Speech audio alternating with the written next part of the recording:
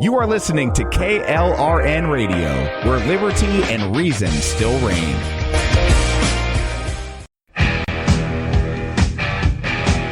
KLRN Radio has advertising rates available. We have rates to fit almost any budget. Contact us at advertising@klrnradio.com.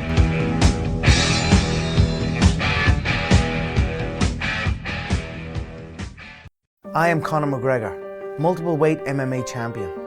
I'm a fighter and I've been through many battles in the octagon. Many consider my fights in the octagon heroic, but the real life heroes are those men and women who fight to protect us every day. The real life fighters, the real life heroes, are the firefighters and police officers. These first responders are true heroes, because these brave men and women put themselves in the line of danger every single day protecting us all. The Tunnel to Towers Foundation ensures that first responders from fire, EMS and police departments who are killed in the line of duty with young children have a home without the burden of a mortgage. They are my heroes. They need our help today. I'd like to ask you to join me in donating $11 a month to support their efforts. Your $11 a month honours and supports our first responders. Please call now at 1-844-BRAVEST or visit tunneltotowers.org.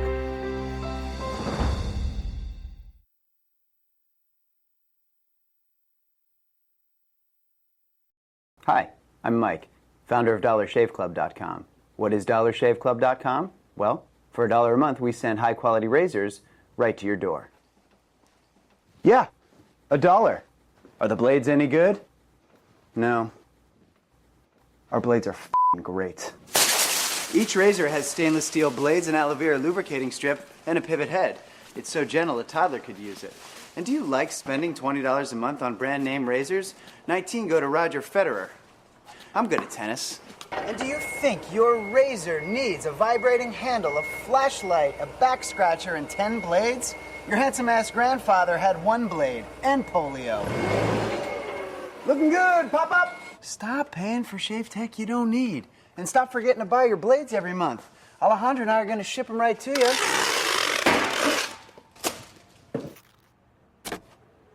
We're not just selling razors, we're also making new jobs. Alejandro, what were you doing last month? Not working. What are you doing now? Working. I'm no Vanderbilt, but this train makes hay. So stop forgetting to buy your blades every month and start deciding where you're going to stack all those dollar bills I'm saving you.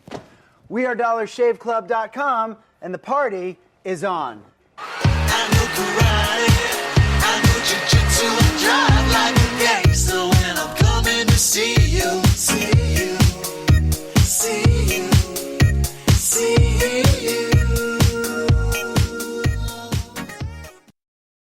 Hi, everyone. This is JJ, the co-founder of Good Pods. If you haven't heard of it yet, Good Pods is like Goodreads or Instagram, but for podcasts.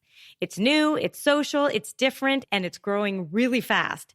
There are more than 2 million podcasts, and we know that it is impossible to figure out what to listen to. On Good Pods, you follow your friends and podcasters to see what they like. That is the #1 way to discover new shows and episodes. You can find Good Pods on the web or download the app. Happy listening. The following program contains coarse language and adult themes. Listener discretion is advised.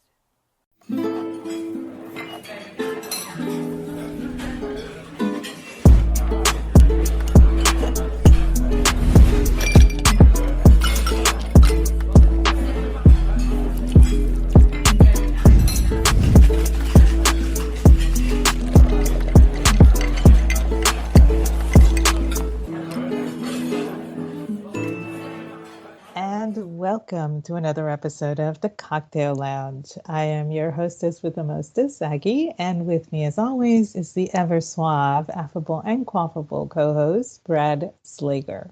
How are you doing today, Brad? We're good. We're good. We're very excited. It's game 5 tonight. We are just pumped. Hopefully we can bring it home tonight and put an end to everything for once and for all and send Canada packing without a cup. Leave it here in South Florida. Let's do it.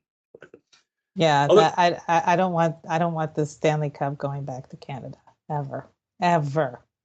Yeah, it's kind of amusing. It's kind of hilarious. It's their national sport, and they can't seem to do anything to get it back. So that's the part I love too. Is I'm watching so many fans right now. Sometimes I'll go through some of the threads and boards and such. I can't. Them Florida fans aren't real. They don't know hockey, right? It's like, dude, this is the 5th consecutive Stanley Cup played by Florida teams. All right. Meanwhile, Canada can't win the damn thing over 3 decades. Just saying, I think we got things wired a little differently down here. But whatever, it's your game, I suppose. I'll have to shut up now. It's just the online hockey community cracks me up just because they are both real intent and trash talking. Oh, this is the toughest, meanest game going. And then they also bitch and moan as much as anybody else. Florida's a bunch of cheaters, and it's like you were just bragging about how tough the game is, and now you're bitching that they're playing tough. So it's just the way it goes. The emotions drive people in so many different directions that you can't keep it straight. But I just sit back and I try not to engage too much with them. Politically, I'll engage with anybody because they're just ring nuts. But you tend to leave the hockey nuts alone. Yeah, for the most part. I mean, every so often I'll have to jump in. Like they were bitching during the. You get a sense that the emotion overrides facts, as they often do. Like they were complaining about the ice in Florida, and that just like arbitrarily, it was just, oh, they play in Florida, the ice sucks. It's like, well, no, everybody was actually raving because Florida's got great dehumidification systems in the arena for that very reason. Meanwhile, we were playing at Madison Square Garden, and all the players were talking about how it was like skating on a pillow. It was grunging skating in there because of just shitty conditions. But that's the logic. That's the way it goes. And throwing facts, data, and statistics at them only seems to anger them more. Like during the Boston series, there was, people don't even go to Florida games. They suck. The fan base sucks. And it's like, I can look at the attendance figures. We're in the top 10. Meanwhile, Boston was 23rd in attendance this year. You super fans. So shut up. I mean, they just operate on assumptions and generalities. It's Florida. They must suck. And it's like, in fact, yesterday somebody was cracking me up with, I don't know if you saw it. It was, I think, during the first game of the Stanley Cup. It was played down here, but as the teams do, they open up the arenas in the home run for fans that come and watch. And during that, there was a Edmonton Oilers female fan who lifted her jersey and flashed cameras at some point in time. She became a viral sensation. I did not see it, but I heard about it. I mean, it's, give her props. I mean, she had both of them. Yeah, she had a nice pair of bolt-ons, let's say. Oh my goodness. But like somebody was saying too, it's like, Florida's got to step up their game, man. Florida fans don't do this. And it's like, actually, yeah, we do. There's video of a Florida Panther female fan lifting her shirt and actually pressing her fake breast against the glass. So we were there years ago, guys. All right, we got this covered. So it's just more of the same. The assumptions that they make are rather precious, but going to be good if we can finally close things out. That's all I'll say. I really am hoping that you guys bring it home tonight, because I know this has been, well, not stressful for you, but you just want to see it. You want to see the final. I mean, you guys are so close. Yeah, I mean, we're there, and this is 30 years in the making, literally. I mean, I was in the stands for the first ever professional hockey game, preseason against the Tampa Bay Lightning. I was in the front row, upper deck in the Miami Arena. I've been there since literally day one, so I'm just, I'm ready. I'm like passively excited, if that's possible to say. We'll get there. We can go with that. Yeah, we can go with that. That's fine. But there's a lot of other crap and nonsense going on. I'm having quite a bit of fun right now. with what's going on with Joe Biden and just the overwhelming evidence of this guy melting down, both mentally and physically now. I mean, he is just what is going on with this thing with him freezing in place for a duration? You know what it reminds me of?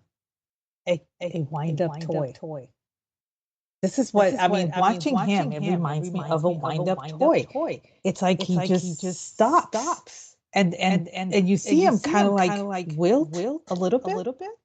It's like he's got almost. It's almost like a trademark stance now. He's like slightly hunched forward, not really bent over, but just enough, and his arms are kind of in an arch, and he doesn't move anything. Nope. This happened twice in a week. He was at the Juneteenth celebration in the crowd, and I had no idea what was going on. They were playing a song, or was dancing. There's a tall black guy with a 5 o'clock shadow in a sequin dress, 3 shoulders down from him, and Kamala's right next to him. The second husband, I absolutely love that phrase. Next to her, and then this guy. Everybody is like, just pumping and dancing and swinging, and there's Kamala and her husband both dancing like white people. I don't know if that's racist or not, but that's what they were doing. And there's Joe Biden that looks like the battery's wound down. Just standing still, and I'm clocking. It's like 6 seconds, 7 seconds, 8 seconds. And then the guy next to him leans over and says something to him, and that's finally he perks up. Finally turns and smiles or something. And then this weekend, he's at a fundraiser. Jimmy Kimmel, Barack Obama, and there he is on stage. And he's receiving applause, and he gives thumbs up, and he claps and such, and then boom, freezes. And it was so strange. And I'm watching him. It's like, anybody notice this? And finally, Obama has to go over and basically grab his wrist, and then Biden kind of just like perks up again. It's like, oh, okay. And then he walks him off, puts his hand on his back to guide him off stage because of Joe's propensity for wandering off like a Roomba.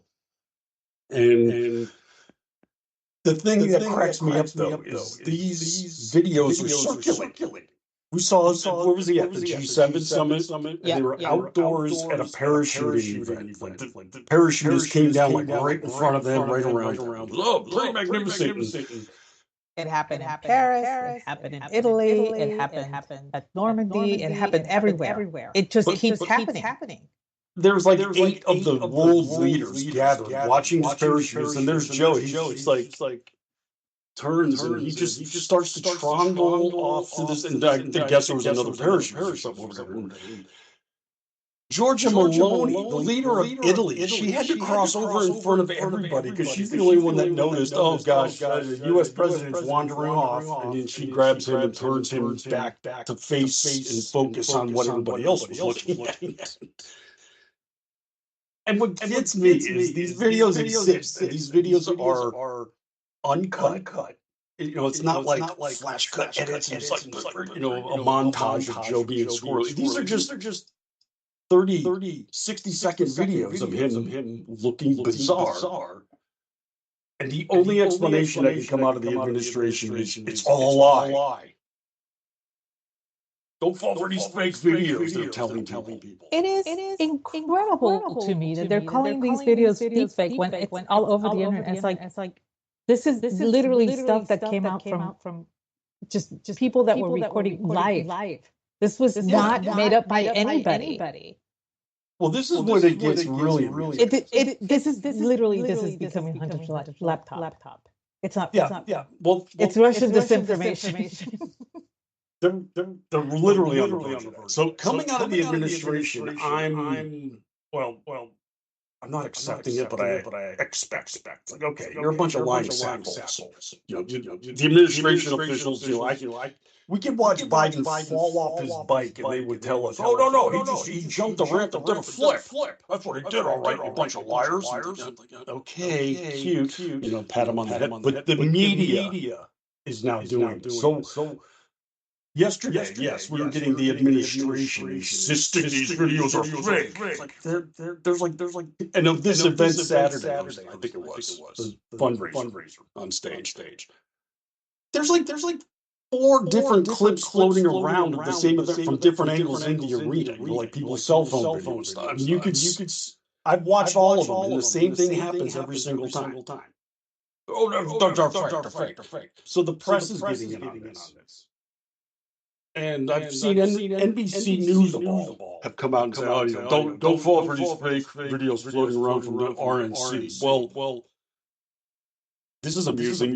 They're saying it's a misdirection. It's not accurate. Well, they don't tell you what's inaccurate about it. That's the big tell here. It's you can't trust these videos. Well, why not? What? You can't. And why? So, this is the one from NBC. They called it misleading GOP videos of Biden going viral. And the fact checks have trouble keeping up. Well, what's misleading about it? They don't tell you. As far as it being GOP videos, one of them comes from the Hollywood Reporter. Because Jimmy Kimmel was the host of this thing, so they were covering it. So I'm sorry, I'm going out on a limb here to say that's not exactly a conservative, sympathetic news outlet. My guess would be that it's rather more sympathetic towards the Kimmel side than it is towards the Trump side. Yeah. But what was really amusing was one of the first defenses to come out of the White House was this. Well, you got to watch the entire video to get the implication of what actually happened. I've seen all I need to see. He's still motionless. Obama grabbed him and they walked off stage. No, full video has more context. So they show them as he's applauding, points to the audience, and then it cuts to a shot from like the back of the arena. You could barely see them on stage. So they're the ones that altered the video. Tell you this is the real video. Yeah, they provided an edited video as quote proof, and the unedited closer shot is fake. But the best is that the NBC part even says it has been confirmed that there's no computer manipulation of the video. But we're not supposed to believe the unedited video. I'm sorry, but if this has a reek of desperation,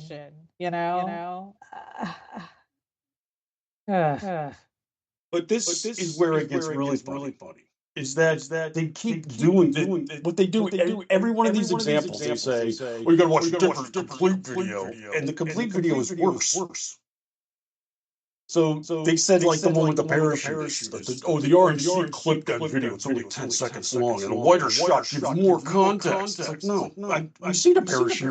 Biden wanders off, and the wider shot shows more people looking where they're supposed to look, and there's Biden just like, oh, I saw a squirrel. I want to go over here. Is that a flower? What is this? Hey, how you doing?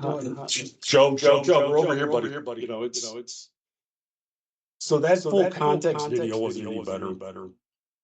The D-Day episode. Did you see this one? Oh yes.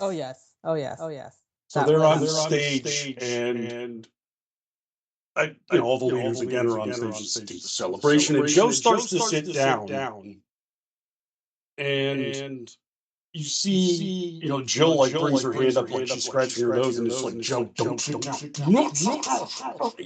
Giving it, and he stops. Mid-seating. It was not a good optic. So he's literally like in mid-crouch, and he's like, oh, I'm sorry. But he doesn't stand back up. So the video comes out from the RNC, I think it was, like a Republican war room, I think put it out. Mm-hmm. And a couple people like commented on Joe Biden sitting in an invisible chair. The AP comes out with their Zapruder film analysis of this. full context shows that there was in fact a chair. And if you watch the entire video, you'll see Joe Biden sit down in a chair. Okay, thanks, AP, but you watch that video. He's in mid squat for twice as long. And you know, Not helping. exactly. And here's the thing: most people his age. My dad is 92, and he actually moves a lot better than President Biden does. He, you know, his agility is far more fluid than President Biden.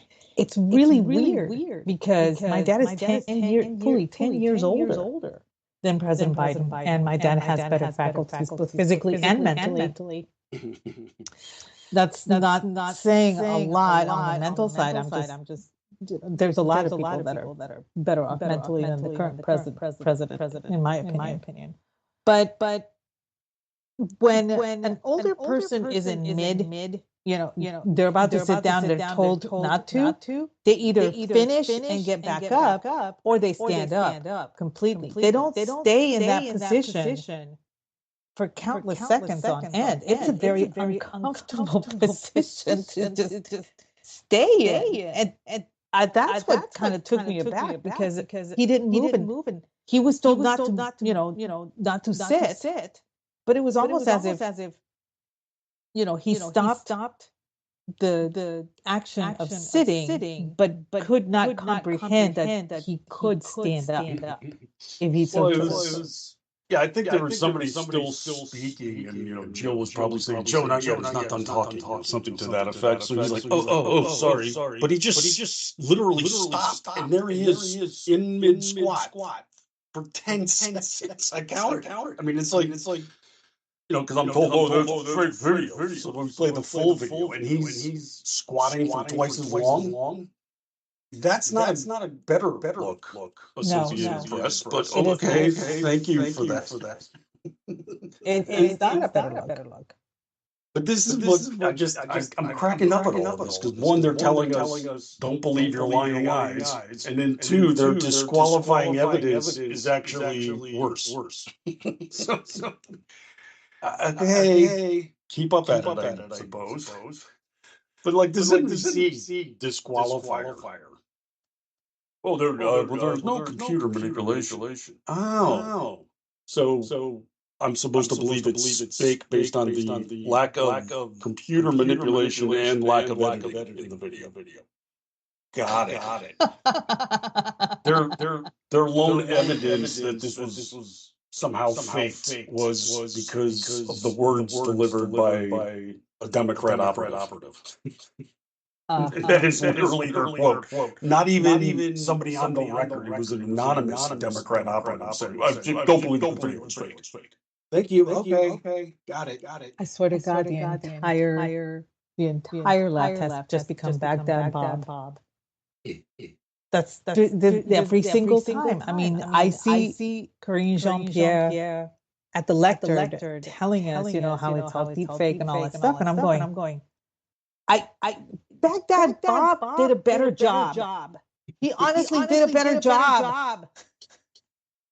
They could look back at the videos of Baghdad Bob and learn stuff. I mean, seriously, this is how bad it is.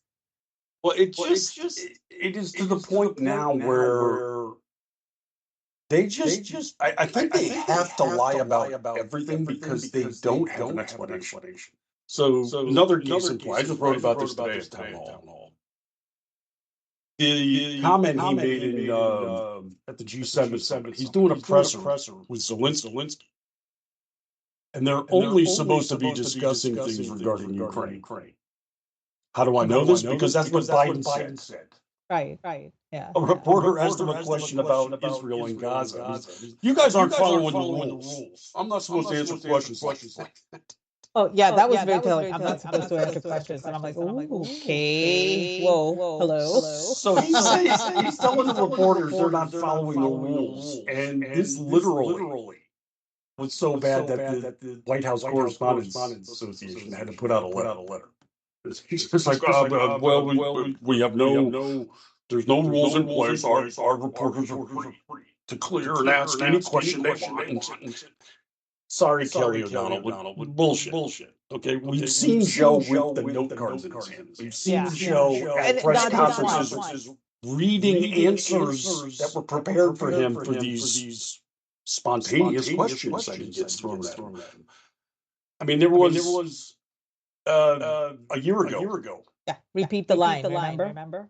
Well, no, it was yep, there's that too. Yeah, he prompts off the teleprompter. Like, no, Joe. Parentheses, don't say it. No, he every so often gets photographed holding these note cards. Well, one of them had the reporter's name, the reporter's face. It said number one question would come from her, and she asked that very question. Not the exact wording of it, but same kind of question. She denied it. The LA Times, where she works, denied it. The White House denied it. And everybody said the same thing. It's like we see the card. He called on her as the first question. She asked that question of. No, there's no coordination. There's nothing. It's like, this is they literally are just. They're that what's Nathan from the lawyer that was played by Martin. Short. Yes. Well, we have your client on video burning the building. No, you don't. What are you talking about? No, there's no video. Yeah, we just actually watched. No, you didn't. This is where the White House is. Yeah, so Biden froze last night. No, we didn't. But we saw. You didn't see anything. You didn't see that. The video's fake. It wasn't edited. Sure it was. That is literally where they're at now. It is comical to watch. But I mean, this all points to why I'm still of the mind that there's going to be a change made at the Dem convention. I am of the opinion that will happen. I saw somebody had a poll, and they were asking, who do you think is going to, be chosen? And they had some interesting names. I can't remember exactly. But the follow-up to the poll was the person actually felt that Pelosi, Obama, Bill Clinton, and Chuck Schumer were going to be the four that would pressure Joe Biden to step down. And I was like, three of those things won't be able to. Bill Clinton does not have the pull he once had. This is not the 90s. It's his time has come and gone. His wife is completely toxic. Nobody likes Clinton. Then you have Pelosi. Same thing. She has acquired a massive amount of power, yes, but she has never been able to sway the White House into anything. And then they're floating her name as like one of the replacements. I'm with you. She's just as old. Yeah. And the Clinton era is past. They're literally figureheads at this point. They're no longer pulling strings. The entire Biden White House is operated by Obama people. That's just exactly. And so that's why three of them are ineffective. I mean, Schumer used to have a lot of sway until October 7th. And now he is really caught in two very difficult fronts. The man is Jewish, but he's always catered to the Palestinian side. And so he now has enemies on both sides, and he's toxic too. So reading that, I'm not sure where you're getting your information, but those are big names, but they're passe names, except for Obama. Obama's still very, very much entrenched. Other people. The list that they basically have the rug from. There's Michelle Obama. She gets brought up all the time. I don't know that she wants to, but maybe she does not want it because that would put her in the spotlight, and they prefer to be behind the scenes. They like to pull the strings. They don't want the strings being pulled for them. Yeah, exactly. They want to be accountable. They just want to be in control. That's two very different things. Kamala's name obviously comes up. Nobody likes her. She's got polling as bad as Biden without the excuses. Yeah. She can't say because I'm old, because I'm doddering, because I'm it's like, no, honey. No, she's just stupid. Yeah. And I mean, God love her. I just want her to keep talking. It's just fantastic. I And she mean, said yeah, the I'm other on day, that too. a community bank is a bank that's in business for the community. Yeah. I Just mean, she's the fantastic stuff. redundancy, the Department of Redundancy. It's like Department. What was it? I think it was on Best of the Web. Department of Redundancy Department. That's what he called it. Yes. That's what she is. She's the embodiment of it. It's like the well, that's another joke from Cheers too. Somebody tried to insult Fraser Crane, and they were just, why do you keep saying that? It's like, oh, what am I? Redundant? Just repeating the same thing over and over again, just echoing whatever he said.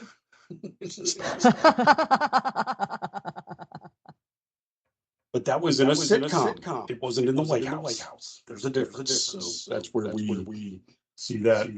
Gavin Newsom is another one that's brought out frequently, and wow. This is a guy that is just so full of himself that basic reality doesn't even apply anymore. I mean, he was the other day came out with a video about how tough California is at the southern border. Wow. It's just you may as well be standing at a barbecue pit with 15 pounds of meat on a fire, holding a spatula with barbecue around your lips, and then telling everybody you're a vegan. This is Gavin Newsom. Yeah, that's pretty much it. That's pretty dead on. Chewing on ribs and brisket. I've been vegan all my life. Absolutely. No, please. Probably why they think he'd be a good one for Joe Biden. I mean, Joe Biden seems to absorb everybody else's cultures and mores and whatnot. But I just don't see the Democrats have a true problem. But what the solution is a damn mystery. Is the polling is just going. I mean, there are Democrats in polls saying Biden's not going to make it. They don't anticipate him lasting for another term, or they don't want him outright. I mean, these are internals that no party wants. No, I just spent 5 weeks down in the valley, and my dad's friends, they're very varied in their political leanings, and all of them had voted for Biden this past time, with the exception of two of my dad's friends. And now they're all saying we're all voting for Trump. We cannot have Biden in the White House. This is destroying us. The valley is literally. I was literally 24 miles from the Rio Grande River. We get a lot of people that are crossing, and they don't come through those ports of entry that we have down there. They come around it. They go around the ports of entry constantly. You hear about the Del Rio sector, and you hear Fort Stockton, you hear about those sectors, but you never hear about the valley, because that's a very, very blue area. But things are really bad. And to have people who have been blue all their lives all of a sudden saying, no, we're not voting Democrat anymore, that's a big thing. And I don't think Democrats understand how bad it is. I mean, we've talked about this, the growing tide of Hispanics, and there's a difference here too. It's not like these are people saying that usually in a general election, if people become disenchanted, they either don't vote or they'll leave the top of the ticket open and vote down. Right. This is not happening. We're seeing polls and people saying that it's not abstaining. They're saying we're switching. Yeah, we're going for Trump. The polling for Hispanics is still growing. There's a recent poll that just came out about black voters supporting Trump, with numbers that people were just gobsmacked by. And again, it's not. Well, we're kind of done with Joe. We don't want. It's like hell no. We're going to the other side. I mean, it's like that. And everything they're trying to gaslight America, from the economy to the border to international sales to Joe Biden being able to walk down the hall without bumping into furniture. All of it is just on display. So it's amazing. The Democrats need to do something, but what the hell? They don't have a solution. You know, they don't have a deep bench. They don't have people to fall back on. It's like, obviously it's going to be. No, there is no obviously. So that's the fascinating part.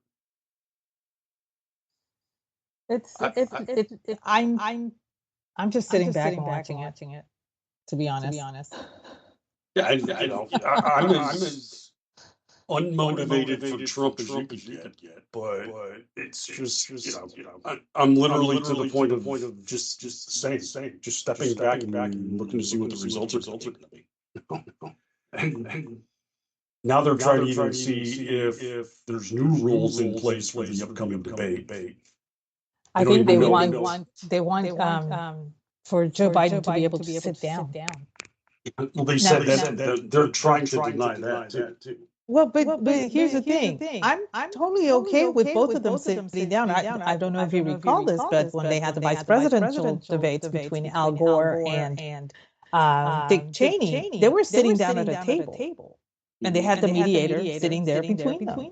You know, and I remember. Do you remember the gotcha question about gays or whatever, and Al Gore saying something about it's like, well, Vice President, Mr. Cheney's own daughter is gay, and we want to be able to, that she would have equal rights and all this stuff. And they turned to Cheney and asked him, do you have anything to say to that? And Cheney just said very kindly, I thank Mr. Gore for his comments. And I forget who it was. I want to say it was Jake Tapper or somebody. Said, "Is that all you have to say?" And Cheney said, "Yeah, that's it. It was beautiful, but I like them sitting down. To me, it's more personal. It's more, and you have a better chance at a gotcha moment if you're sitting. So I don't understand why they're denying this when it's actually it would be both to both advantages. To sit down, make it more of a intensive debate rather than standing at podiums far away from each other like idiots. Yeah, and they've got a variety of rules. Most of them designed for Biden, so there's no audience. They're turning microphones off when one is speaking, and the one that might hinder him is they're not allowed to have notes. Like we talked about note cards just now, that's off the table.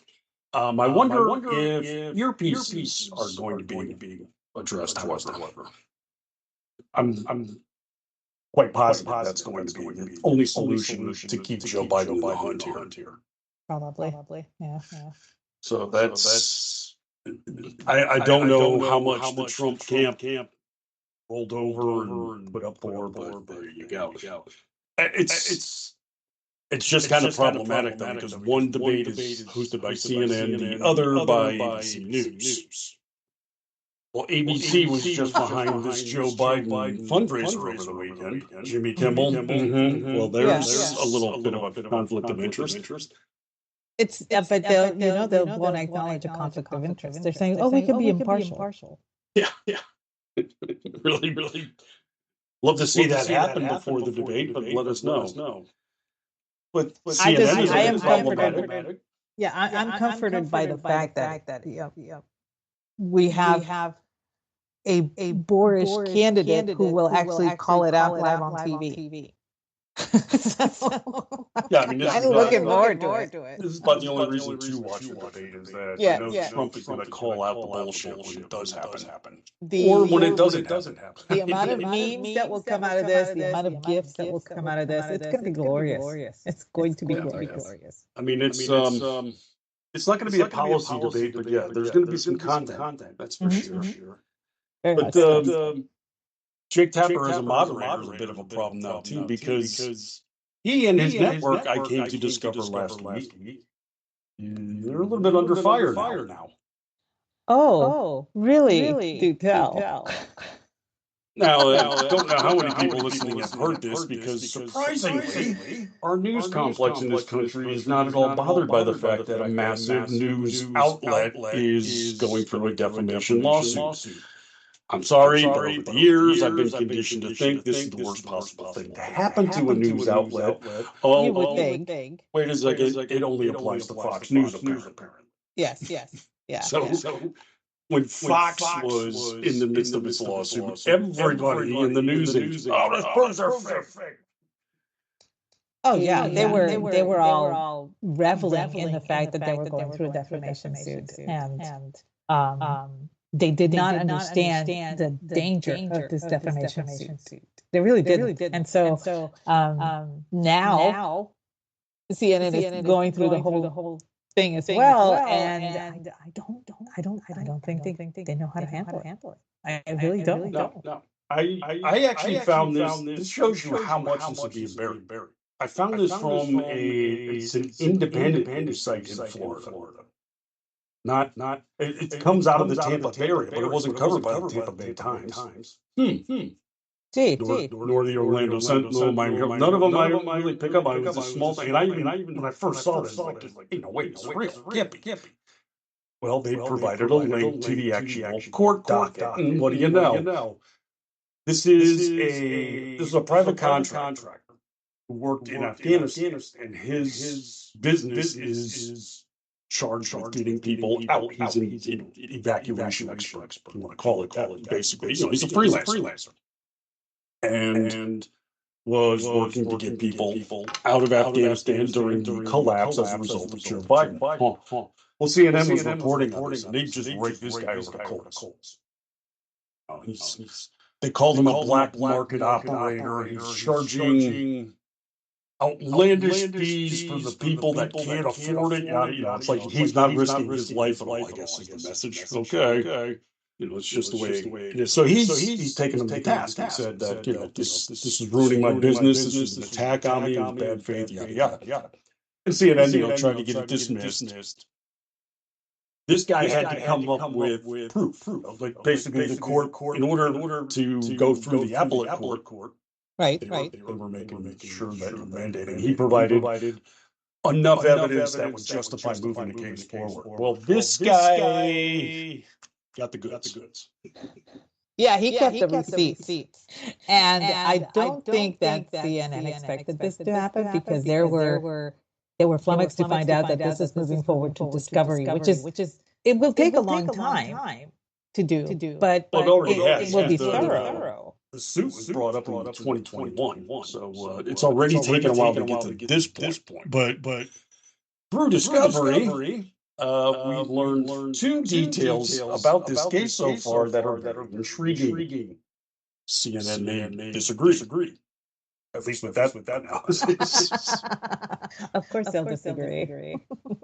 Now, just to revisit when they were talking about the Fox defamation, this proves they're fake. This proves they put out lies on the air. They don't have the same editorial process we do, the vetting and the rigor that we have for journalism at CNN. This is Brian Stelter and all the others claiming this. Well, the internal documents that this guy found showed that numerous people in CNN were communicating that this news story that appeared on Jake Tapper's show, The Lead, was full of holes. I mean, people said, we don't have the facts here. One of them described it as being, I think it was 80% emotion and 20% conjecture. And just like, damn. One said the story's full of Swiss cheese, holes, it doesn't hold up. And yet it went through their vetting process. They have something called the Triad inside of CNN, and I think it's legal, editorial, and standards and practices. They all signed off on this story. Complete garbage. But part of a defamation suit is showing malicious intent. Yes. This guy got it. He had emails from the reporter and others, and I mean they were just harshly slamming this guy. I mean, like vulgar fashion. He's like, this motherfucker's going down. He's going to burn. And the reporter even said, I think, something to the effect of, oh yeah, this son of a bitch he's gonna buy it. He's gonna go down in flames, piece of shit. You know, I mean, that was literally their approach to the story. So they didn't have the facts, and they were seeking to actually destroy this guy. Damn. I'm just telling you now, they're gonna settle this one out of court. They got shades of Nick Salmon. And you know, this goes back to the whole. Well, you know, being professional.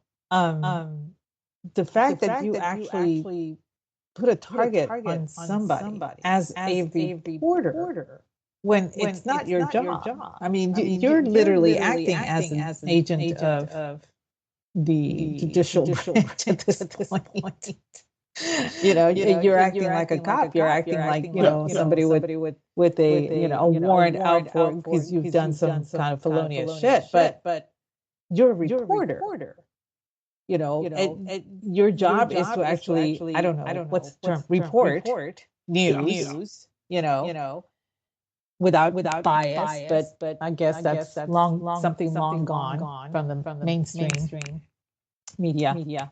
And so when you have proof that they actually targeted him for defamation and to destroy his, not just his character, but his livelihood as well. That's huge. And I don't think that, again, they understand how bad this is. And I'm hoping, really hoping that this kind of helps, you know, clean up the mess that is the media nowadays. People start to notice, hey, you know, they can sue us, they can come after us, and the government will not protect us anymore. Maybe now we will start getting the media back to where it's supposed to be. I don't hold that much hope. That's the dream. Yeah. But it's there. It's going to be quite a road ahead to get to that. But Indeed. what struck me about this though is like I said, I stumbled across this. I didn't even go looking for it. I was doing some other research on something, and you know. I was on a story of some sort, and you see a variety of headlines, and it was like CNN defamation suit allowed to go forward. It's like, hello, Nick, what's this all about? And you know, when I first saw it, I was like, come on.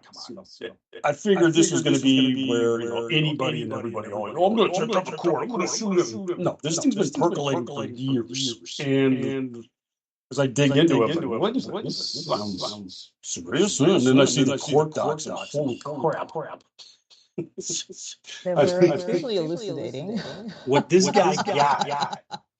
And that nobody else in the media is talking about. Amazing. Well, it didn't. I always say that. But it's all of the things, literally every single thing that they've accused Fox News of showed up in those internal documents. Faking the story? Yes. Putting it out in the air when people were recognizing his fake? Yes. Actually going out and ruining them and seeking to target and bring them down? Yes. I mean, it is all there. So yeah, this guy's going to get a check cut to him at some point in time. And it's going to be remarkable to see how much the press avoids reporting on this. Even you know, like I said, this is a tiny little private news outlet out Florida. None of the other big papers touched it. None of the nationals, of course. After I did it, the only other place I saw this come up was at Newsbusters. And it's almost like flipping on a light on roaches screen. They don't want to touch this. That's kind of what makes them see. It would seem to me, and maybe it's just the way my mind works, that if they do touch the story, that the light will shine on them, and somebody will take the opportunity to say, hey, if it worked for CNN, maybe it'll work for me with this, with what you guys did to me. Because this is not the only place where it has happened. This is not the only person that it's happened to. No. But see, the thing is, when it comes to defamation, there is a very, very high bar to clear. Because there are press protections, First Amendment rights, all of this stuff is in place. So you really have to meet a high bar of expectations to go forward. So if they have knowledge of it being false, if they are acting in malicious fashion, those are basically the two factors needed. And Dominion case, they seem to have that, which is why Fox settled. Well, this guy's bringing the goods. He's got both of those covered. So we're talking about a serious case now. And And it's delicious. Red State, where I reported on this, we've got a crap ton of lawyers on staff. Not illegal. I'm just saying, like our editors and such. And I've got 3, I think I can point to minimum, plus somebody who worked as a court stenographer. I mean, we've got legal minds there. So this went through that filter. And the only pushback I got was like, well, I got to clarify a couple of things, Brad, about what this represented, but everything else is like, yeah, well, I just want to contrast this with Fox. Like, oh, by all means, go. So it was, I don't think it was about dismissal. It was like, I think CNN wanted one portion or another dismissed or such, but basically they went through like, oh no, this is all everything you said, go. So this is serious, and it's amusing how few in the media want to cover this. Well, I'm not surprised. They try to keep a veil over stuff that makes them look bad, regardless if it is an outlet that is not associated with CNN. The thing is, a lot of these outlets do pick up CNN stories, and so I guess they just see the association and want to stay away from it. Well, I mean, really what it is that the mainstream press hates anything that trends to the conservative side. So Fox News obviously is that clarion on the right that they have to bring down, but also Newsmax and conservative sites, all of the town hall media sites were always under some kind of critical fire, but nowhere near as intense as Fox. But this is where they're misguided. This is the kind of thing they're inviting upon themselves because they want to cancel others. They want to silence specific outlets. It's like, well, this is the exact same tool being used on you, dumbasses. How do you not see that? And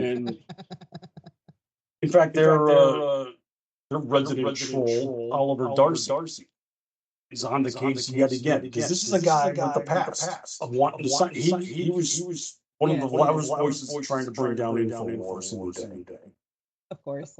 Always going after Fox News and trying to get their advertisers down. It's not just a hobby for him. It's a passion that translates to the physical, if you get my drift. He's like unhealthy about things. He was trying to get cable systems to drop Fox News and Newsmax because of the irresponsibility of the January 6th and insurrections, and you can't put this on the air. And it was like, dude, you're trying to censor. He's like, no. They have a right to free speech. They don't have a right to be heard. So did that really make sense in your mind? No. When you're calling for cable systems to take this off the RP, that's third world banana republic. That's totalitarianism right there. You don't. I don't want them to say, "Hey, shut up." But they don't see that. And he's doing it right as a crusade. Yeah. And pretends, or at least is oblivious to the fact that this very thing can be used on him. Because right now, Tucker Carlson, I don't know, some think it's because his Twitter show is lagging or something, but he's going on the road this. He's doing live speaking tour. And Oliver Darcy is going after the venues and the ticketing companies to try to get them to cancel. I swear to God, he reminds me of Greta Thunberg, saying, "How dare you?" He's doing the whole "How dare you sell tickets? How I mean, dare you host this guy?" I had to crack up in his newsletters. These details. I've contacted Ticketmaster and a number of the venues, such as this arena, that arena, this would see it to alert them to the danger of this. And the words he's using, I mean, it was, Oh yeah. liar, threat to democracy. I mean, it was just, I collected all of the terms in his like 5-paragraph rant, and everything was just like in the 11 range. Going to burn down the nation and catering a white supremacist who's going to lead to violence. And I mean, it was just wow. I forget the name of this character, and I forget where I saw him. But remember the guy that would squish heads, with his fingers from people far away. Oh, on Kids in the Hall. Yes, thank you. Crushing that head. Yes, that's him. That is him. That is Oliver Darcy. But he just. I'm reading this and shaking my head the whole time. He was so unhinged, and then at the end, he's listing off all the. I contacted this venue, this arena, this stadium, this ticketing brokering agent, this company, and then like obliviously says, and not a one of them had a comment. We'll get back to. Wow. So the shrieking Harridan. Karen over there at CNN, they didn't want anything to do with that. Come on, interesting. This is just where they're at. I mean, they don't have that ability to step back and just analyze what they're doing. Object. Have I gone too far? Like that meme with the Nazis. Are we the baddies? Are we the baddies? That moment still eludes them. Yeah, they don't understand. They are the baddies. But this is where I have to find my both content and amusement. There's fun to be had at the same time that we're dissolving. Basically, I'm laughing at the media as it descends upon our planet. What about you? Do you have anything on your mind, on your tap over there? Oh, there was a little concert in my neck of the woods that kind of made national and international news. Damn. Yeah, apparently George Strait is now on tour, which, by the way, has pissed off several of my friends. Because a few years ago, George Strait had his farewell tour. He was retiring from touring. Oh, he did the Barbra Streisand. And I'm not even joking. My girlfriend, the one that's like demanding that I go to the 40th class reunion this year, she is probably the biggest George Strait fan that I know. I mean, I cannot even begin to tell you. This woman is just like his biggest fan. So she conned her husband. This is how much of a fan she is. When George Strait was doing the farewell tour a few years ago, she asked her husband, "Hey, can we go see him?" Well, he thought that they were going to San Antonio. No. She got tickets for the show in Dallas at the reunion. and he's like he's a big wig in one of the grocery stores down there, and so he's making plans for an overnight and all that stuff. She said you need to take 2 or 3 days off before and after. And he's like, "You're gonna party that much?" She says, "No, the tickets are in Dallas." And he was like, "Wait, what?" He says, "Well, I haven't been to Dallas in a long time, so I got the tickets to Dallas." So it was too late. Yeah, it was too late for him to get his time off. So they only had 3 days. 1 day before, the day of the show, and then the day after. Now keep in mind where she lives and to Dallas is, I'm gonna say about 12-hour drive. So they took no breaks. They drove straight there. because they, but she was smart. She booked a hotel and everything, so just in case that they couldn't stay at somebody's house or whatever. And so she attended this. She had a fabulous time. They got back in the car and they drove straight home from the show. Okay, so I mean that's how diehard she is. So when she found out that he was touring again, she was pissed. And she went to this one. She was like, "I'd be damned if I miss it." The only one, because I believe the only show that George Strait had in Texas was at College Station at Kyle Field. And Kyle Field, I don't know if you guys are familiar with it.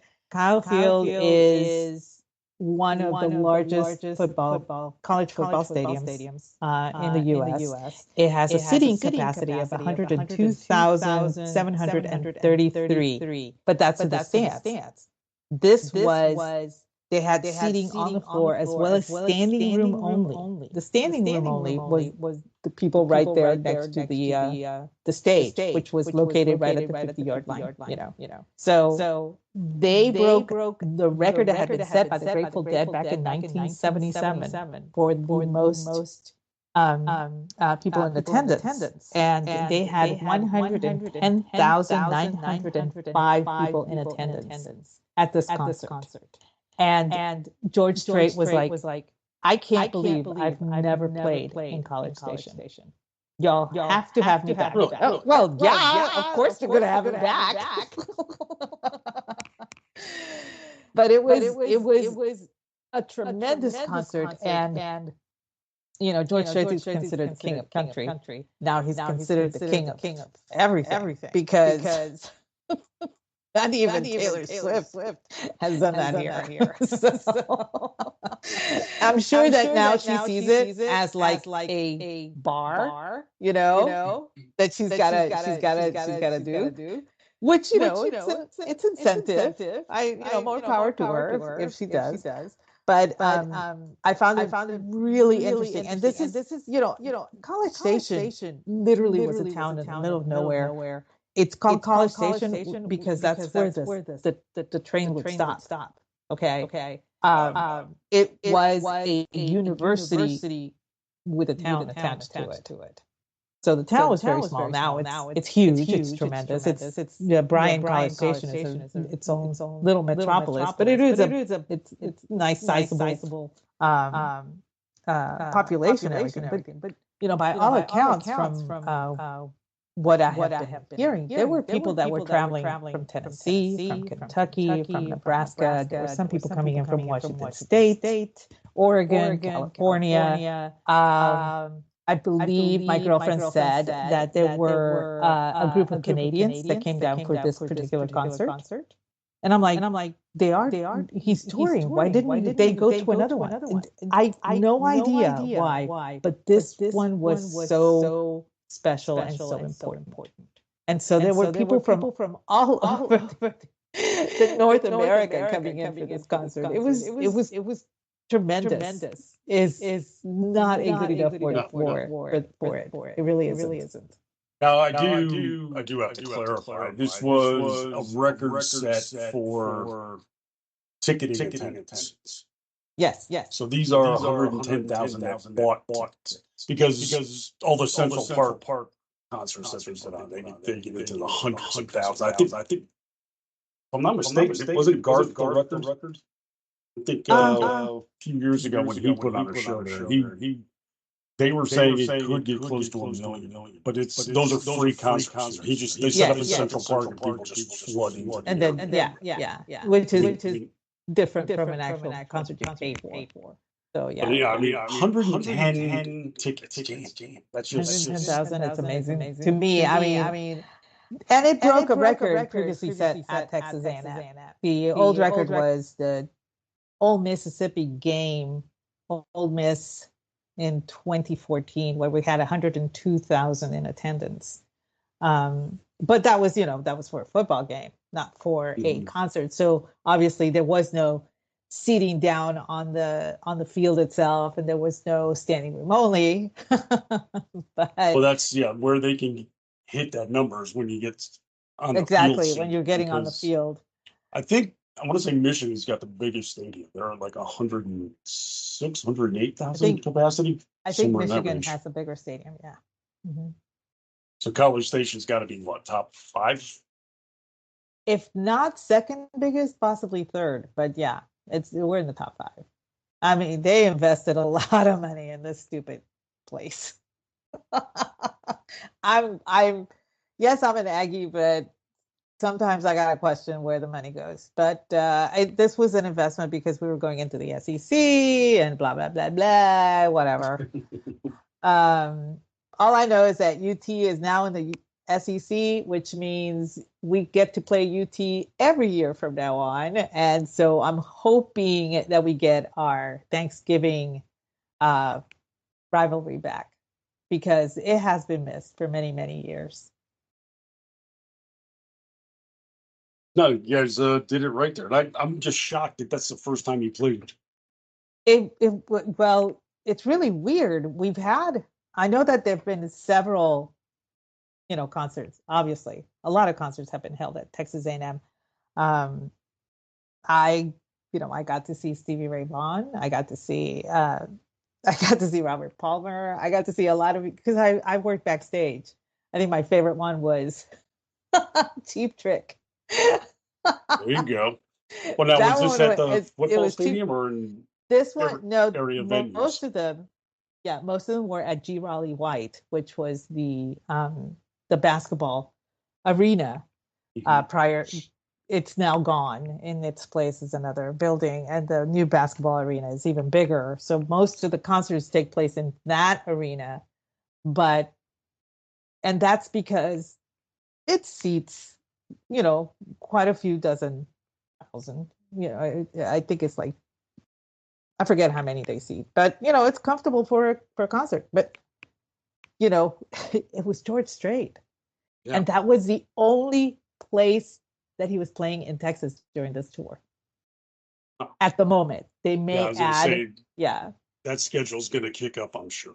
I'm sure it's going to. And it was, when he announced it, they said, well, let's see what the ticket sales are like.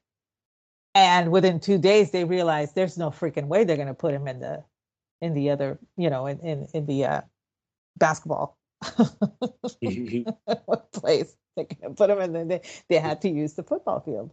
Well, one of the things that a lot of people are not familiar with, Kyle Field is pretty fucking sacred to the Aggies. Okay, we bury our dogs, our mascots are buried in the north, so they can watch the Aggies play. I mean, seriously, we take it seriously. So they had to take care, when they realized that it was going to be at Kyle Field. Well, the seating, for regular seating was going to be fine. It was on the ground that was going to be a problem because it is, it's a grass field. So they had to, put out stuff, and everything to cover it, to make sure that it wasn't damaged because they do spring, whatever you call it, spring, what's the word? Training. Spring training. Thank you. They do spring training still. So, and in the summer, they're now kicking up, and they do a lot of training every day. So you had that issue, and I know that one of my girlfriends that did go, she's an Aggie as well. When she found out that they were going to be seating on Kyle Field, her first question was, "Is that allowed?" Seriously, that's how holy they view this place. Okay, she was actually serious asking that question. But it was, like I said, it was a monumental concert, and it was, from all accounts, a night to remember. He closed down that place, and I think he started playing a little after 9, and he didn't leave till 11:30, and he was only supposed to be there for 45 minutes. So it was, he just couldn't leave, he couldn't go. And the thing is, a lot of people are like, well, it's George Strait. And I'm like, yeah, George Strait is not exactly young anymore. Okay. He's not. He's not he's not young. But he was kind of like taken. He was very humbled by the amount of people that showed up for his concert, and he does want to go back. A lot of people don't know he actually graduated from Southwest Texas State University, which is now called Texas State University in San Marcos, and he's one of there are several alumni who are famous. The most famous being LBJ himself, but he also graduated from there, and so there were a lot of people from that were Texas State alumni who attended this concert because it was George Strait, one of their own. So it was quite a night. I can't wait now that they know Kyle Field is a big draw for concerts and stuff like that. I'm pretty sure that this is going to open up the possibility of other big names, such as the young lady I mentioned beforehand, because I mean, seriously, she would completely sell it out. She'd probably break the record. I'm not even joking. She probably would. But it's not just her. There are so many big names that not just in country music, but in pop and soul and R&B, rap, and rock, and everything that have always kind of stayed away from College Station because it is a smaller town than, say, Dallas or San Antonio or Houston. But if you do something in Kyle Field, you will have people coming in from Dallas, from Houston, from San Antonio that otherwise would not travel to San Antonio from Houston or Dallas, vice versa from Dallas, from Houston to, it makes sense to me. So I'm thinking that they're going to start pushing Kyle Field as a concert venue, as a viable concert venue to bigger names for that reason. That's impressive. And just for the record, George Strait, he's 72. I would vote for him for president. I was going to say he's going to retire here and then become president of the United States somewhere down the line. I might just write him in. Well, there's some news out there that should, endeavor people, like the happy news I like to bring sometimes, not just dark political messaging. Just uplifting stories like the birth of a baby. Everybody likes that, don't they? Oh, of course.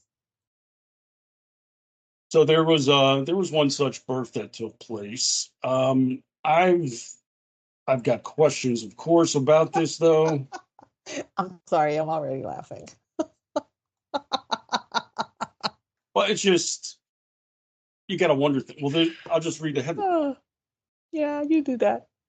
Woman who didn't know she was pregnant, again, questions already emerging, gives birth in Golden Corral bathroom. More questions. And then just to cap this off, she names the baby after the buffet joint. So the baby's named Golden Corral? I mean,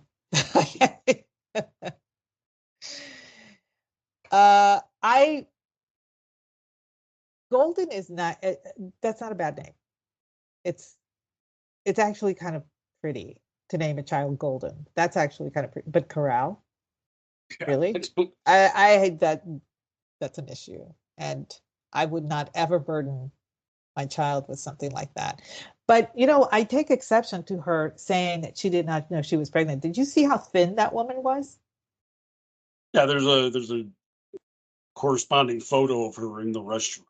Yeah, she's rather trim.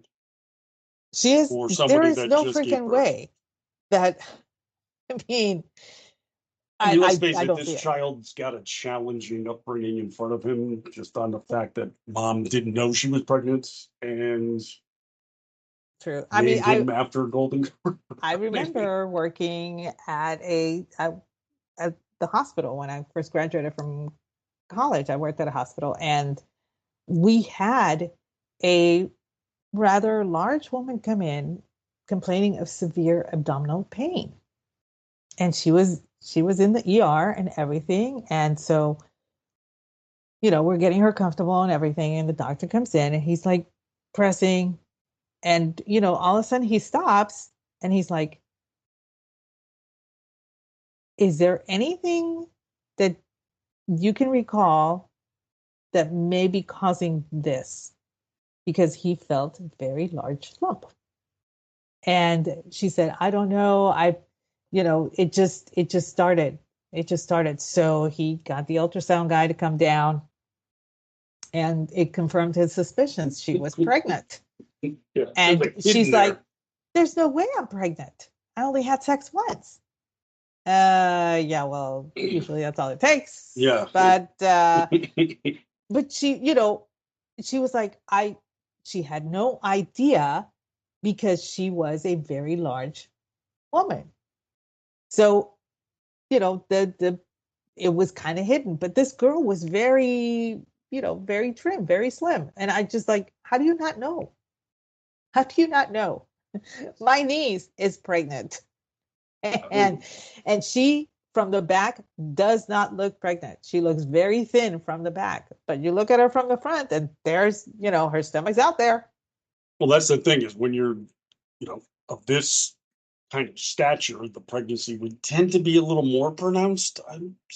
What's she going to say? It's just like, oh, the water's collecting here. It's kicking me. And I know. I'm just like, how? I don't get it. That's just like some of the names you could come up with, like all you can eat. Or I gotta say that one was inspired. You won the internet with that one. Trey, Trey, Trey S. Full, something of that nature. Carver would be a good one for Golden Corral name too, I think. Something of that nature. Well, right now that I'm just glad she did not name it after the stupid commercial, the carne asada commercial that's been going on. It's driving me nuts. That's all I hear all the time when it's Golden Corral. Carne asada. I've not encountered that one, I gotta say.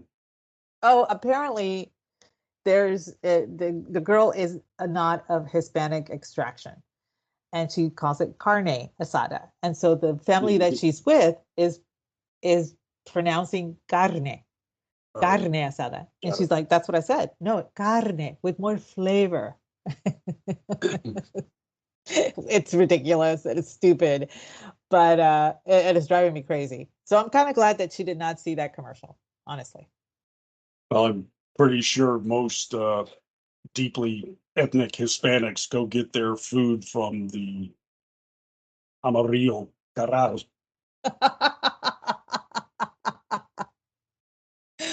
Oh goodness. Well, there's an interesting bit of news that come out of your state. This just kind of jumped off the page at me, of course, because it's Texas. That's why. Of course. There's a Texas pastor who has been arrested. His crime: stealing churches, plural. And you're not talking about the chicken place either. No. He's To be clear, he literally stole actual buildings where people congregate to worship. so Whitney Foster is a self-styled pastor, I'm going to say. I guess. He's the head of the True Foundation Church in Dallas, a non-denominational congregation. He was convicted with theft of property because his congregation didn't have its own church. So he went out and took them. Okay. Now, basically, this is all like land fraud kind of stuff. He was like manipulating paperwork Right. and issuing false liens and claims on properties and such. And I guess there were abandoned churches, and he thought, well, that'd be perfect. Ain't nobody using it. I'll go get it.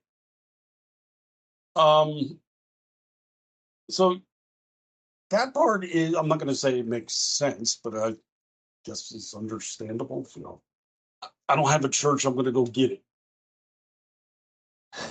But he didn't stop.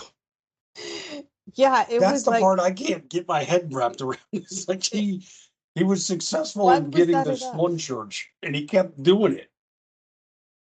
So he's basically on the hook now. He's been convicted of stealing 3 churches, and he's got 7 others that he was charged with. I don't know if those are in the balance or have been dropped or what, but I I'm like 10. He actually committed fraud to collect 10 churches. I'm this is like taking. He's like a tabernacle baron. Yes.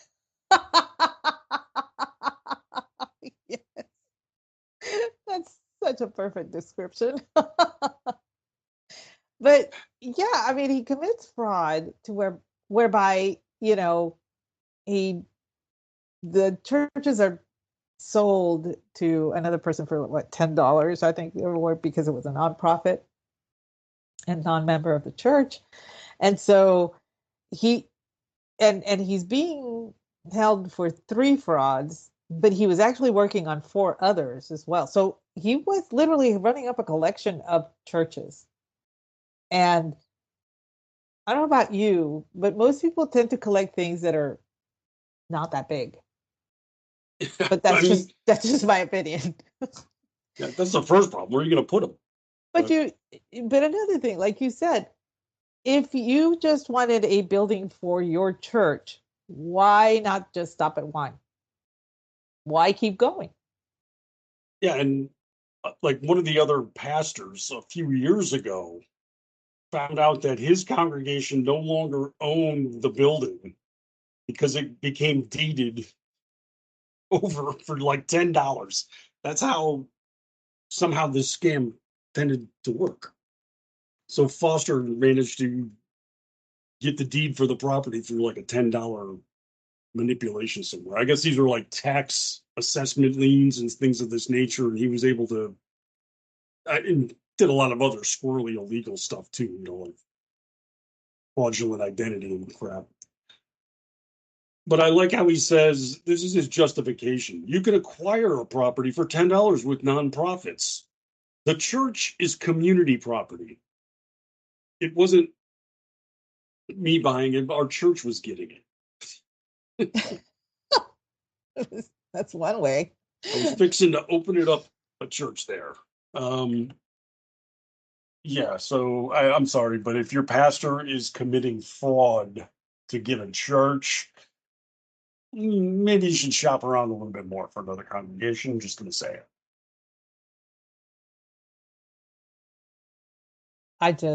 I mean, like I said, why didn't you just stop at 1? And also, considering how the law works for squatters' rights, why not just go through that and have the church congregate daily for a certain amount of time in that building until you establish squatters' rights and go from there?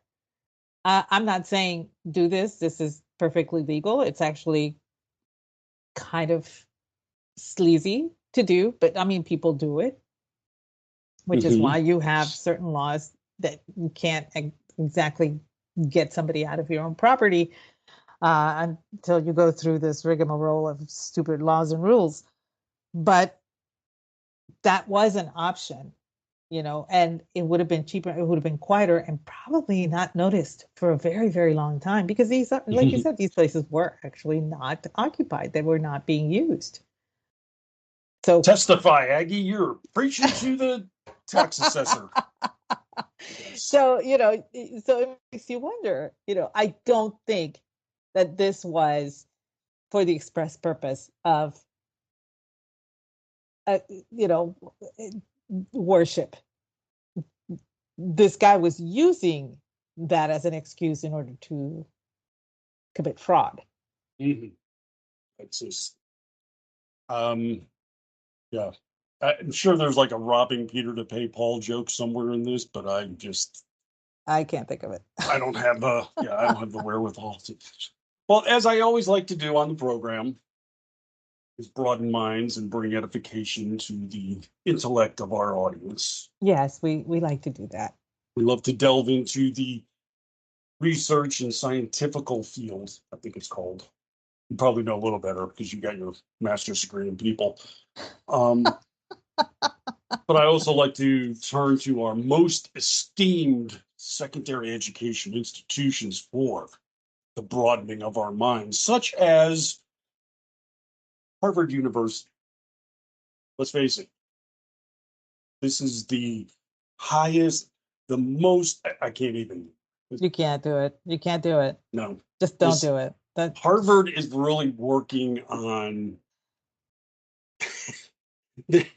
Right now, they're on par with one of those colleges that advertises in the afternoon during repeats of Maury. You remember the movie Accepted? No. The Who's in that? concept, the kid from Galaxy Quest. He did Jeepers Creepers, and his name escapes me at the moment. It'll come back to me. But basically, the concept was he could not get into college. So rather than tell his parents that he didn't get into college, he founded a college along with 3 of his friends, and so that he could pretend that he was going to college. And so it Right. snowballed from there. It's actually I love that movie. I'm not gonna lie, but it was. This is what it's turning into, and it's like Justin Long. That's his name, Justin Long. He was the main character in it. Okay. Jonah Hill was also in it. Blake Lively was in it.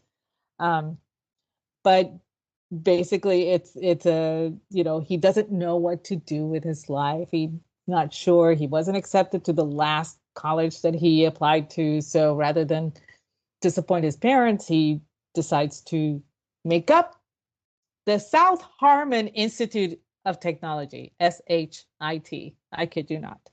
So see what they did there. yeah, so it's a very cute movie. I highly recommend it just for fun. But yeah, the concept was that these kids were teaching themselves, and kids started learning from it. One of them made an actual working website to apply. So they started getting all these applications, and people started paying money to attend this place. So with the money, they expanded the program and all that stuff. And at the end, they have to go up against, the probationary board and all this stuff. And it's kind of cool. It really is. It taught the kids a big lesson in life. But this is what Harvard is becoming. I thought you were going to go with the Joe Pesci movie with honors. Kind of like that too. Brendan Fraser drops his term paper in a storm grate, and Joe Pesci's the homeless guy living under the college that nobody knew about, and he starts burning the pages. Yes. They just strike some deal where he would get 1 page back if he did something for. Yes, I remember that one too. But I should revisit that one too. In this case, it's like a made-up college, and they're like doing what they can. This is what Harvard has turned into. It's completely made up at this point. They have destroyed their entire reputation. They hinged it on woke ideology. They injected themselves with the David Hogg, insulin, and that didn't work. And so now this is what they're at now. I think they're trying to get the New Agers. They're trying to get the astrology, the New Agers, the sage burners, all of those people to be interested, to get some kind of new blood into Harvard, something that might, I don't know, work in their favor this time. And maybe that's where they're going with this, because I don't understand it. We've watched this movie, Brad. We've watched several movies with this Harvard plot. is saying that a unknown technological civilization is hiding right here on Earth. I'm telling you, we watched this movie. Okay, you used to do this. People digging the ground. This would have been known. I'm pretty damn sure somewhere along the line something would have. They have ground penetrating radar. They have all kinds of other tech to dig into the Earth. But a new paper that's bound to raise eyebrows in the scientific community.